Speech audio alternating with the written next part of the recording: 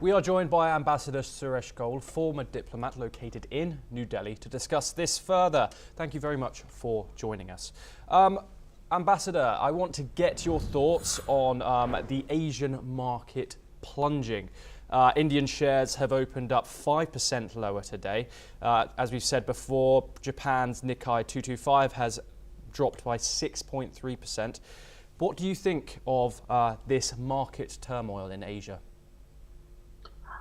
I think most of the economists had expected this market turmoil, as you said, or the downturn in the equity market as a result of the increase in tariff because of the obvious impact it would have on the exports from India and the other Asian countries to the USA.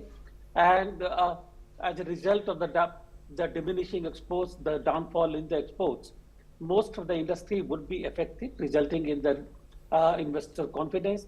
At the same time, we also will have to look at the foreign investments coming into India as a result of these tariff policies. Because of the differential tariffs, there is a speculation that many of the companies may look at India as the manufacturing base. If that happens, that is good.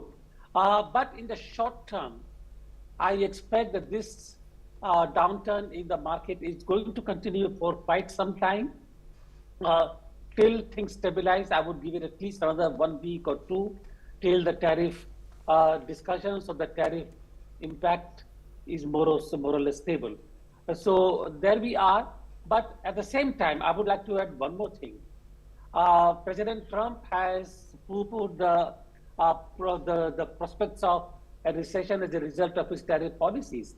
However, most of the experts are clear that a bigger danger of these things would be the recession, because the production is going to go down as a result all over globally as a result of these tariff policies, including in the USA. Yes.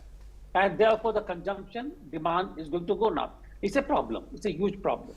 Ambassador Goel, what do you think about Donald Trump, the US president's language in this whole thing? Obviously, you have experts all around the world warning against these tariff policies.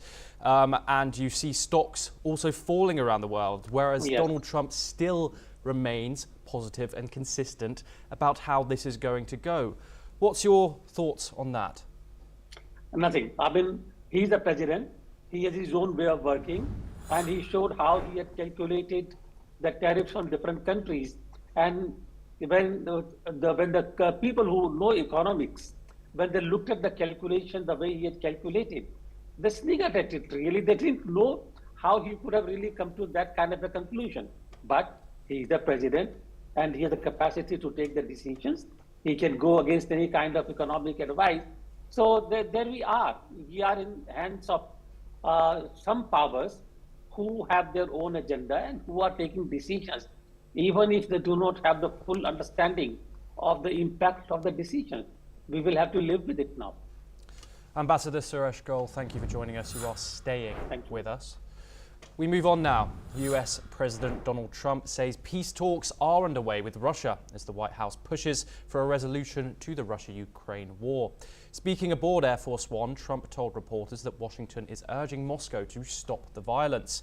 His remarks come as Ukrainian President Volodymyr Zelensky confirms Ukraine has accepted a US-backed proposal for a full unconditional ceasefire, but claims Russia is refusing to comply.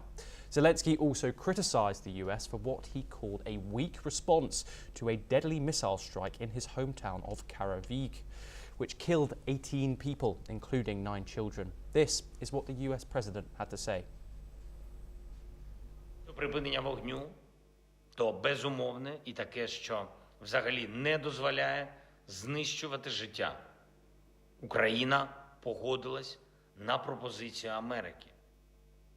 На пропозицію повного, безумовного припинення. Meanwhile, Russia has intensified attacks across Ukraine, including in Kiev, where explosions were reported overnight. Despite a temporary pause in strikes on energy infrastructure, both sides accuse each other of violations. We are once again joined by Ambassador Suresh Goel, former diplomat located in New Delhi, to discuss this further. Ambassador, These talks are obviously ongoing, contradictory to Donald Trump's previous statement during his election where he said he'd end the war in 1 day. This hasn't seemed to have happened. Obviously, you have two sides which refuse to get in the same room as each other, which also accuse each other of violations on an already very minimal ceasefire of energy infrastructure. What are your thoughts on that, and how can you see this moving forward if they can't keep, if both sides are accusing each other of violating these terms even before we've reached the first hurdle? President Trump thought that if he could enforce a ceasefire between Russia and Ukraine, that would be the end of the war. A ceasefire is not the end of the war. At the most, a ceasefire is a very, very temporary halt in military activities, and very fragile at that really, which could actually change any moment, and that is happening now in Ukraine and between Ukraine and Russia.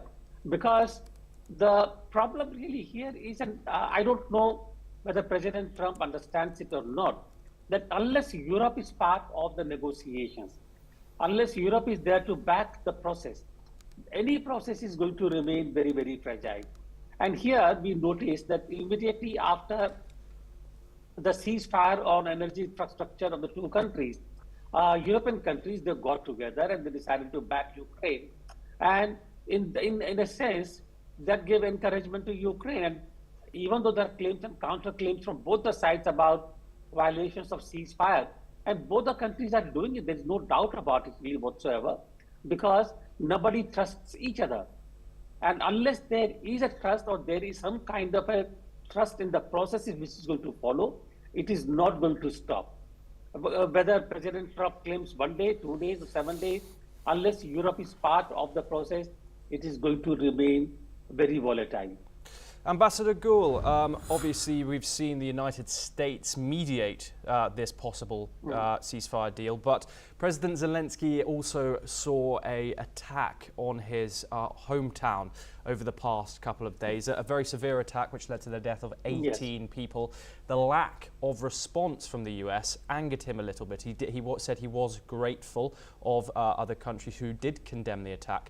What are your thoughts on the mediation efforts by the US and the lack of condemnation by Donald Trump the attack on Zelensky's hometown? I guess because any sporadic kind of responses or reactions are not going to work in this case. And I do hope that, and it does depend a lot on the USA, how they are able to get different actors together in this whole game. And I do hope that now President Trump's team is thinking of how this can become a more enduring kind of a process. And as I said again, these kind of attacks and counterattacks will continue. They are to be condemned, there's no doubt about it. The least that USA could do is to basically make a statement criticizing those attacks from either side.